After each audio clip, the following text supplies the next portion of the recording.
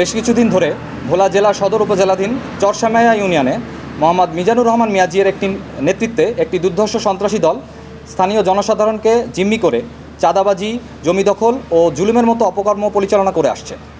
ভুক্তভোগী স্থানীয় জনগণ কোস্টগার্ডের নিকট সাহায্যের আবেদন করলে তাদেরকে প্রাণনাশের হুমকি সহ অন্যান্য হুমকি প্রদান করা হয়ে থাকে। পরবর্তীতে গোপন সংবাদের ভিত্তিতে গতকাল 15 সেপ্টেম্বর রবিবার 23:30 ঘটিকা হতে আজ 16 সেপ্টেম্বর সোমবার 3টা 30 ঘটিকা পর্যন্ত বাংলাদেশ কোস্টগার্ড দক্ষিণ জোন, বাংলাদেশ নৌবাহিনী এবং বাংলাদেশ পুলিশের সমন্বয়ে একটি যৌথ অভিযান পরিচালনা করা হয়।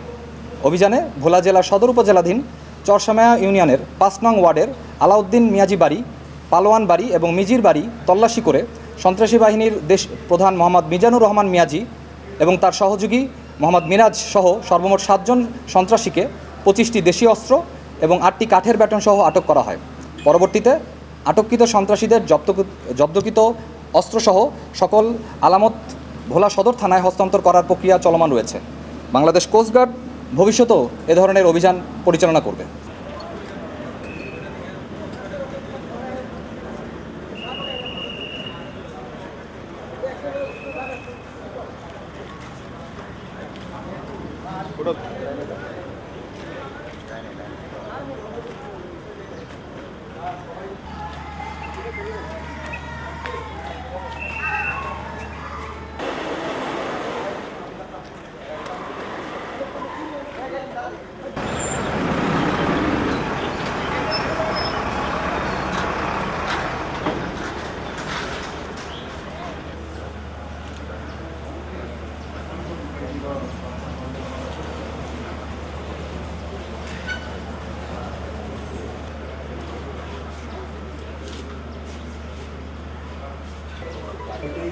Eso